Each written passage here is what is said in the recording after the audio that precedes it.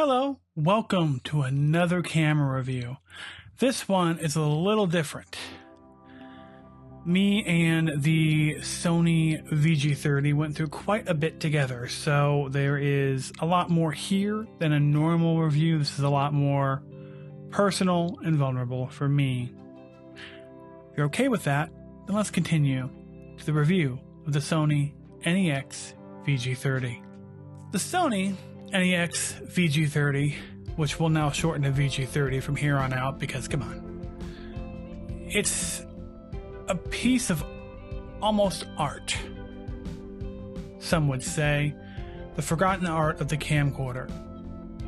The best form factor, not an LCD screen 3, 4, 5 inches away from your eyes. You can kind of see if it's not too bright, but most of the time you're fighting with it. You can't see it. You're buying eye loops. You're doing everything on the planet to turn it into a camcorder because it's a cube. But this one was just the best. There's only one other camera that does this in 4K. That's the LS300. I'll elaborate on that towards the end, but they don't make it anymore. A viewfinder, especially when you're in a desert, which is where I was when I was using it a lot of the time, is essential. I'm tired of having to have screens that blast my eyes with so much light. They're brighter than the surface of the sun. It hurts and gives me a migraine. I would like a viewfinder, please. But regardless, the VG30 had it all, just not 4K. And the funny thing about that job that I had at the time was they would be very annoyed with 4K. So about that, here's some context. Back in 2022, I got my first job after the pandemic. My dream job. A job that I wanted for a decade. And somebody that I knew back then, just out of college, didn't remember me, but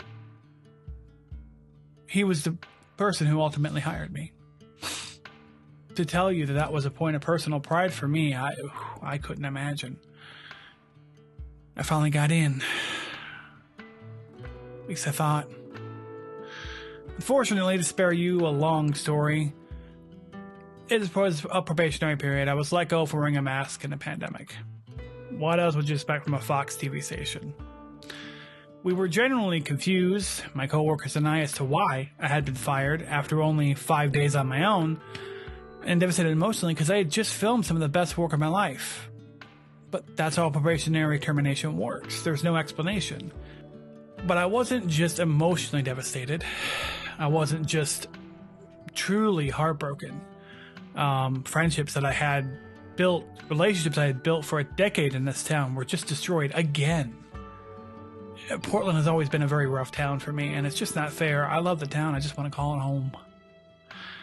But I was also devastated financially. Me and my family were in deep crap, so I had to apply to every place I possibly could in the Pacific Northwest. It wasn't just TV stations. It was anything to do with video.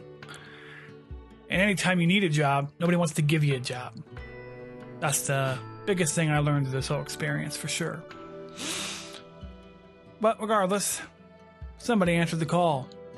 They were in Tri-Cities. A couple other people answered the call too, but Tri-Cities answered first. Specifically, NBC Right Now. They changed the name since. I was a floor director. And that studio sung to my watch. It was wonderful. I operated the cameras, floor directed, kept everything on track, kept time, had rundowns, also edited. And I love editing on a deadline. I enjoy the pressure of it. I adored the role. That's when my dear pal, the Sony NEX VG30, arrived in my life. I finally had a little bit of money and a nice apartment. Unfortunately, I was separated from my family, which had some consequences later on. But this new camera was a run and gun fun camera. I already had a 4K camcorder, the Z90. This was, so I could get back out there, get shooting. Pretty stuff. That's why I wanted an interchangeable lens camcorder, Especially after my confidence being shattered at Fox. But unfortunately, at my new job, I made a mistake. They had a certain system for directing live streams that I've never seen anywhere else, and I don't think is anywhere else in the world for directing live television. It's not a very good system. It doesn't work. It requires you to do coding. It's very confusing. But regardless, I messed it up, as one would. It's very difficult. If I had just understood that it's not normal and that most everybody is going to mess up a lot until they become good, I probably wouldn't have stepped back so much from that responsibility. But unfortunately, I just, But regardless of that fact, I was able to remain a full-time floor director, just editing and doing floor direction, studio camera operating, and being a videographer, photographer when they needed it. Which was great. I loved that job, but it meant that my human friend, not just my camera, my human friend, had been demoted for my mistake. Somebody who I grew to care a lot about. And it just ate at me that I had messed up on a system that everyone's going to mess up on, and very few people are going to be able to get through that. But I was like, it's my mistake. I have to do something. And then I applied across town at ABC. They had a videographer position, and I said, okay, a camera person position, I can do that. And sure enough, they answered the call. How about that?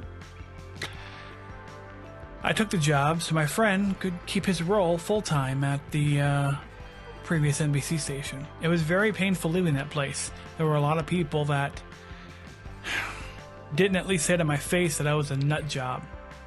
And that was nice. And I missed them greatly.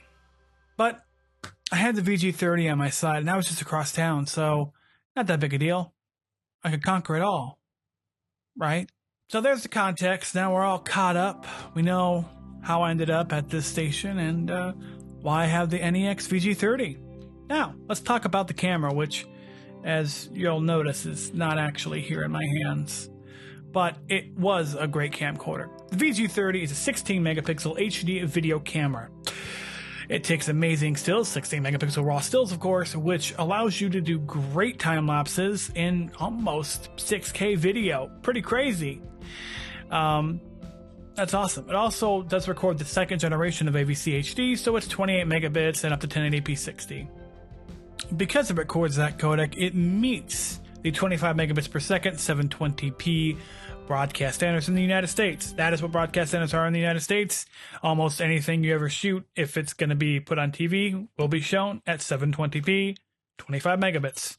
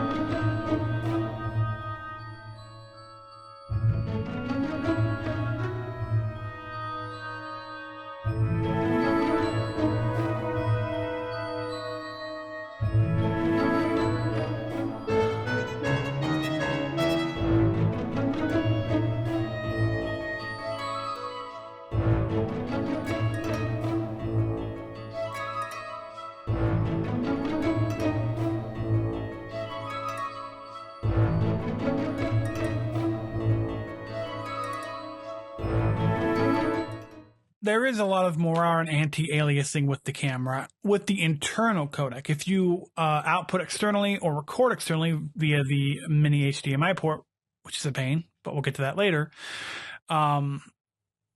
most of that moire and almost all the anti-aliasing goes away. And of course, if you run it through an upscaler like the upscaler in Resolve or Topaz AI, that is pretty much completely eliminated, giving a wonderful HD image. And also with Topaz, you can upscale it to 4K, and no one's going to be able to tell the difference because it is a great image. Let's get more to that. Now, the gamma options are limited with the camera. However, the standard profile is lovely. It's just lovely. This is when Sony Color Science works. And you're seeing lots of demo videos, the stuff that I shot, all kinds of examples of what the camera can shoot. It looks great. Nobody can sit there and say it doesn't look great. And the photos were, even better. We did a lot of live coverage with it, and it looked great, especially when you bypass the gunk that's in the internal video file. What does the VG30 have? The VG20 doesn't? Well, not much. It has a zoom rocker, which enables a digital zoom, which is okay, but I wouldn't use it personally. And the zoom rocker works with all modern E-mount lenses, so there's that, because you gotta remember, this camera's 10, 11 years old, so now there's so many more lenses for it. It is a much, much, much cooler and better camera now because of the glass available for it. And unlike the VG900, the video is a lot sharper. There is less moire than the VG900, and there's less anti-aliasing in the VG900. It really is really the best video camera at the time outside of this, which is the FS100 that's filming me currently. So the VG30 is better than the VG20 in a few ways. Now, they have the same sensor and the same color science and the same gamma curves and the same recording, but there's a zoom rocker which allows you to use all the power zoom lenses that are now available for E-mount, which weren't there back then. And the 30 is a far more superior video camera than the 900. And with the E-mount lineup now of full frame and APS-C glass, well, the 30 is not just a better camera than the 900. It is a great video camera. I mean, as far as camcorders go, you really can't beat it now. Outside of the zoom rocker, then the VG20, it also has a button. The Program AE button on the VG20 has been changed to white balance, meaning white balance, ISO, and shutter speed are all available with the flick of a switch. And if you want to have your manual iris, well, you just push the manual button next to the dial where you change all your settings. It's a very easy camera to use in manual mode, which is strange when it was, quote, handy cam. It's actually very handy to use in manual mode. The downsides of the VG30, and those are the only changes really, like I said, the white balance button and the zoom rocker. And there's a hot shoe, but it's the first generation hot shoe, so you're not going to be able to find the right thing more than likely to use that hot shoe, so don't worry about it. But besides those small changes, they're identical cameras. Now, the downsides to this camera form factor, well, they're not really from the form factor, they're just from this version of Sony. They were allergic to ND filters, and so there are no ND filters. But most of the time you're putting glass on that you can put a front filter on, and there are now rear filters through adapters as well. And personally, I would always use adaptive glass just because I don't really want to pay too much for lenses that can only be on one system. There's also no XLR ports on these cameras. However, with an external recorder or an external XLR box, you can easily run the output into the input of the VG series cameras, VG30 and 20 respectively. Good quality audio. Like I said, it is AVC HD2, so internally it's recording Dolby Digital, and of course if you're having an audio recorder like I am, you're able to record 32-bit flow audio, and if the internal audio is giving you any issues, you have that external file as a nice little audio backup. The HDMI mini port is really the only other downside. However, with cages or blue tack, you can lock that in so that way you don't have to really mess too much with it, but you just have to be careful because it can get weak. It is obviously the weak point.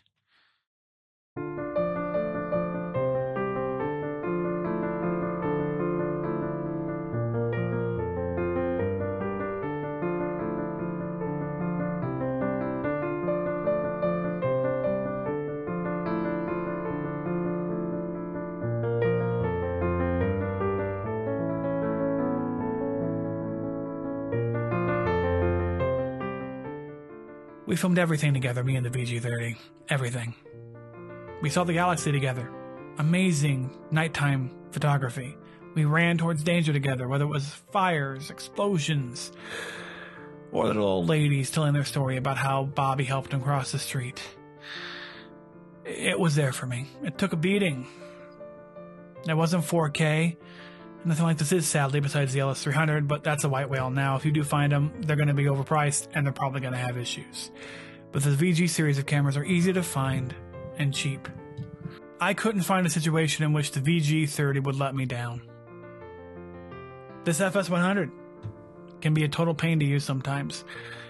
And, I mean, the G8 series cameras that I'm going to be using also have their issues. They're not great ergonomically, but at least they have viewfinders. But even then, depending on the lens you put on them, you got to add a lot of crap. The VG30 never needed that. All these stories have to come to an end, and I'm sure, as you can tell, there's not a VG30 next to me. This video took a long time to make because I was extremely emotionally attached to the VG30. And I was extremely attached to my job and the people I had met there. The first friends in years that hadn't discriminated at me because I wore a mask when I was in public. Because I didn't want to get sick because I have a lung disease. That were nice to me. Everybody was so overjoyed with the footage that we shot on the VG30. But like my time in Tri-Cities and my time at Fox and my time with the VG30, it was short, limited, and, well, has a tragic ending. Unfortunately, things changed at the place that I worked. We went from filming everything, which everybody was just so happy to because everything looked so much better than their little camcorders they used. But they just changed things. We went from filming everything, which was really the reason why I thought I was hired, but I was wrong, to just one thing a day. One thing a day. That's not fair to the camera, and it wasn't fair to me. My family was falling apart at the time, and they were all trapped in Portland, and I had run out of money to live on. Couldn't pay the rent anymore, and, well, the wage wasn't enough. Not in Tri-Cities. Not when you have to spend Portland wages for apartments. It's just not going to happen. So I had to make a decision. I had to leave. And when I did come back home to Portland to figure out what on earth was going to happen, something in my personal life betrayed me. I was forced to make another choice, a really hard choice. After 2 years of so many hard choices, I had to choose to sell my gear, my beloved VG30, everything I had worked for years, all the pieces of equipment. Sell it or end up on the streets. I made my share of mistakes last year, but I didn't think that it required me to do this. I packed up my kit and sent it to Adorama. The guy at Adorama called me and then rigmarolled me. You gotta take the deal. This is the deal. And for some reason, they would only pay me for one of my cameras, my Z90. They wouldn't pay me for the rest of my kit that I had sent them. But I was out of time and options. Either say yes to this guy, or I'm going to be in deep crap for a couple of weeks waiting for somebody else to show up. So I said fine. And I was rigmarolled into taking $1,500 less than what 50% of the entire box I sent them was worth. So much value just thrown out the window. Selling that kit got me this apartment. It got me into the more stable life I'm in now. And there's not a day that goes by I don't think about that. I don't thank the VG30 for coming into my life via a tax return. It was more than a camera. It was a sidekick. And in the end, it said goodbye to me, so I could go on without it.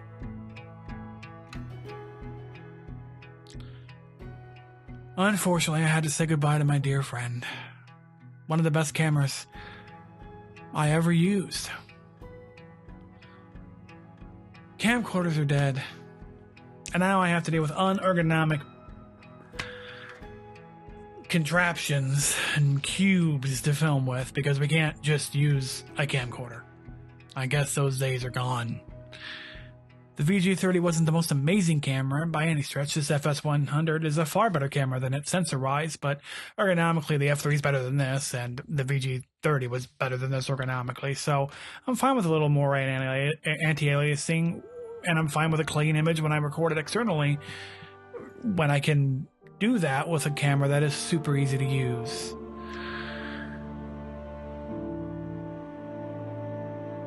But the VG30 was my friend, my tool, my sidekick that was with me when everybody else left my life. It was there, and it helped me when nobody else would.